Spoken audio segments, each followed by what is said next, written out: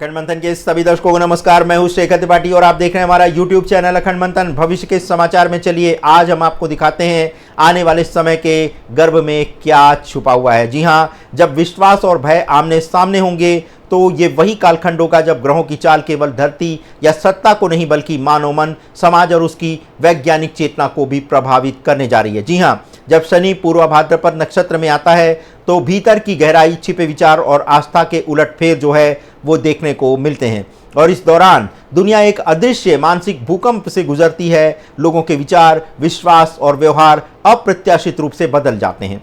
25 नवंबर 2025 से 20 जनवरी 2026 के बीच मनुष्य का मन अधिक अस्थिर देखा जाएगा। समाज में विचलन की घटनाएं बढ़ती हुई देखी जाएंगी। इस समय हिंसा या फिर सामाजिक विद्रोह या फिर सड़क पर प्रदर्शन की घटनाओं में बहुत बड़ी वृद्धि होती हुई देखी जा रही है। ज्योतिषी दृष्टि से ये अवधि शनि, राहु और नेपच्यून के संयुक्त प्रभाव की पराकाष्ठा मानी जा रही है। शनि कर्म और अनुशासन का, राहु भ्रम और भय का और नेपच्यून विश्वास और आध्यात्मिकता का प्रतिनिधित्व करता है। इन तीनों की ऊर्जा का संगम समाज के भीतर मनोवैज्ञानिक असंतुलन पैदा करता है। मानवता एक ऐसे मोड़ पर पहुंच जाती है जहां धर्म बनाम विज्ञान, भय बनाम विश्वास और यथार्थ बनाम भ्रम की लड़ाई शुरू होती है। और इस अवधि में लोग गहरे आत्ममंथन से गुजरेंगे। कई लोगों को अपने पुराने विश्वासों पर शक होगा तो कुछ लोग अचानक अध्यात्म की ओर आकर्षित होने लगेंगे। लेकिन यही वो समय होगा जब झूठे गुरुओं का पर्दाफाश होगा। राजनीतिक प्रचार और भ्रम फैलाने वाले संगठनों की सक्रियता तेजी से बढ़ती देखी जाएगी और यही वो समय होगा जबकि किसी विदेशी शक्ति के द्वारा भारत में कोई राजनीतिक अस्थिरता फैलाने का एक बड़ा षड्यंत्र रचता हुआ दिखाई देगा। शनि इस समय सत्य को प्रकट करने की स्थिति में होगा, इसलिए जो भी झूठ पर टिका है वो धीरे धीरे उजागर हो जाएगा, यानी उसकी असलियत सामने आ जाएगी। उम्मीद करते हैं कि इसी दौरान विपक्ष के किसी बड़े नेता का कोई स्कैंडल सामने आएगा और इसके बाद वो जो पार्टी है, राजनीतिक पार्टी, उसका अस्तित्व संकट में पड़ सकता है। इस दौरान सामाजिक अस्थिरता और अपराध की घटनाएं भी बढ़ती हुई देखी जाएंगी। विशेष रूप से दिसंबर 2025 से जनवरी 2026 के बीच राहु के प्रभाव के कारण समाज में एक असंतुलन देखा जाएगा और इस दौरान अपराध से जुड़ी घटनाओं में एकाएक वृद्धि देखी जाएगी। इस अवधि में लोग भावनात्मक प्रतिक्रिया देना तेज कर देंगे और स्थिति इतनी हिंसक हो जाएगी और ऐसा लोग व्यवहार करने लगेंगे जिसके बारे में कभी किसी ने सोचा भी नहीं था। अब आपको बताते हैं कि घटना घट कहां सकती है। तो विशेष रूप से शहरी क्षेत्रों दिल्ली, मुंबई, कोलकाता, लखनऊ और भोपाल और बेंगलुरु में सामाजिक तनाव, विरोध प्रदर्शन और हिंसा की घटनाएं तेजी से बढ़ती हुई देखी जाएंगी। फैक्ट की अगर बात करें तो जब भी राहु और शनि की युति होती है, भारत में अपराध की दर 12% तक बढ़ जाती है। जी हां, एनसीआरबी के ऐतिहासिक आंकड़े 2002 से 2011 के बीच की एक स्टडी बताती है कि ये वही समय होता है जब लोग सामूहिक असंतोष महसूस करते हैं और किसी न किसी प्रतीक यानी धर्म, नेता या विचारधारा के नाम पर प्रतिक्रिया देने लगते हैं। और ये कालखंड जनसंख्या के मनोवैज्ञानिक संतुलन की परीक्षा है।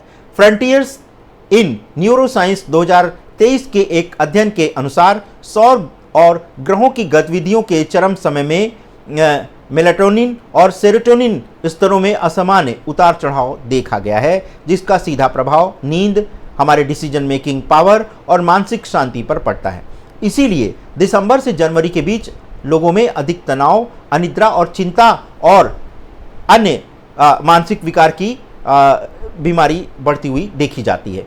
और ये वो दौर होता है जब मानवता की जो सामूहिक चेतना है खुद को संतुलित करने की कोशिश करती है, लेकिन वो हो नहीं पाता है संतुलन और इसके कारण एक बड़ी समस्या पैदा हो जाती है। आध्यात्मिक उभार और चमत्कारिक घटनाएं भी इस दौरान देखने को मिल सकती हैं, यानी लोग अधिक आध्यात्म की बात कर सकते हैं, चमत्कारों पर विश्वास कर सकते हैं। और शनि का ये गोचर सिर्फ विनाशकारी नहीं है, परिवर्तनकारी भी दिखाई दे रहा है। जी हाँ, पूर्वा भाद्रपद नक्षत्र के देवता अजैकपाद रुद्र हैं, जो संहारक भी हैं और पुनर्जन्म के सूचक भी हैं। इसीलिए ये अवधि नए आध्यात्मिक उभार का भी संकेत दे रही है।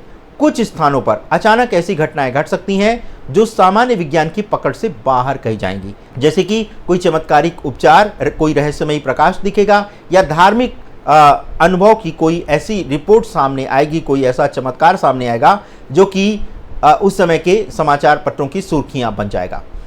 भारत में विशेष रूप से वाराणसी, हरिद्वार, पुरी, नासिक, उज्जैन और मदुरै जैसे शहरों में धार्मिक या आध्यात्मिक घटनाएं बहुत तेजी से वायरल होती हुई देखी जाएंगी।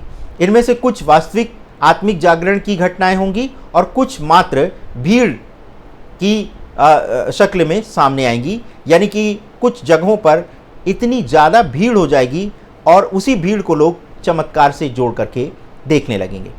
और ऐसे कालखंड में सच्चे गुरु और धोखेबाज गुरु दोनों ही समान रूप से लोगों के सामने आएंगे और शनि की ऊर्जा धोखे को बर्दाश्त नहीं कर पाएगी। इसीलिए जो झूठा है वो अंत तक सच्चाई उसकी सामने आ जाएगी। मानवता के भीतर का अंधकार और प्रकाश जो है वो भी पूर्वा भाद्रपद नक्षत्र के समय में भीतर का अंधकार ही बाहर आकर के दिखाई देने लगेगा। और ये वो काल होगा जब समाज में छिपे भय, असंतोष और लालसा जो है वो अधिक दिखने लगेगी। यानी कि लोगों की लालच की जो प्रवृत्ति है वो अधिक देखने को मिलेगी। लेकिन साथ ही साथ ये समय आत्म जागरण का भी होगा, जब लोग पुराने ढांचे तोड़ करके नए विचार और नई चेतना के साथ आगे बढ़ेंगे। और अगर खगोलीय स्थिति की बात करें और पहले का रिकॉर्ड देखें तो 1995 में भी ऐसी स्थिति बनी थी, जब विश्व स्तर पर न्यू एज स्पिरिचुअल मूवमेंट्स उभरे थे और भारत में आध्यात्मिक पुस्तकों, योग और ध्यान संस्कृति के क्षेत्र में एक नया रुझान देखा गया था। 2025-26 में भी इसका दूसरा संस्करण देखने को मिल सकता है, जहां तकनीकी और अध्यात्म का संगम होगा और डिजिटल रिलीजन जैसी नई अवधारणाएं लोकप्रिय होने लगेंगी। जी हाँ, इस समय एक डिजिटल रिलीजन नाम की एक नई अवधारणा सामने आएगी और इसके फेवर में बहुत सारे लोग जाते हुए दिखाई देंगे।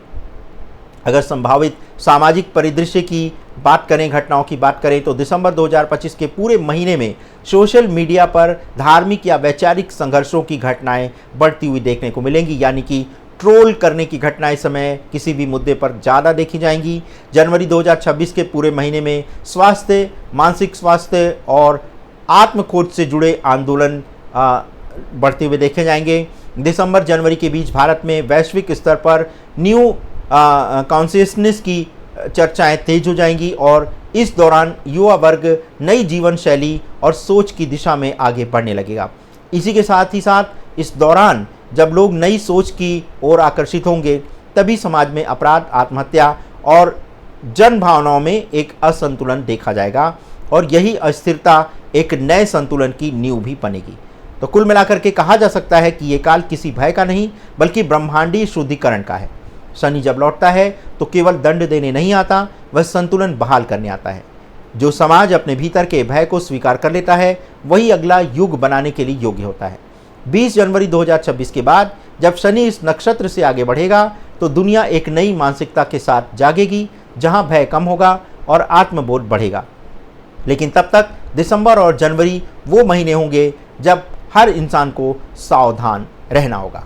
तो दर्शकों, ये था हमारा शनि के पूर्वा भाद्रपद नक्षत्र में जाने का जो परिणाम होगा। ये 5 एपिसोड की हमारी ये सीरीज़ थी और इसमें हमने आपको हर पहलू को डेट वाइज, क्षेत्र वाइज बताया है और साथ ही साथ आपको वैज्ञानिक तथ्यों से भी अवगत कराया है, ताकि आप इस भविष्यवाणी को सिर्फ ज्योतिष की हवाई बातें ना माने। वैसे ज्योतिष को वेदों का तीसरा नेत्र कहा गया है और तीसरा नेत्र ही भविष्य देखने की क्षमता रखता है। तो कैसा लगा हमारा आज का आपको कार्यक्रम? आशा करते हैं कि आप अपनी राय कमेंट सेक्शन और हमारे व्हाट्सएप नंबर 7905414965 पर देना नहीं भूलेंगे। मिलते हैं भविष्य के समाचार के अगले अंक में, तब तक के लिए हमें अनुमति दें। धन्यवाद, नमस्कार।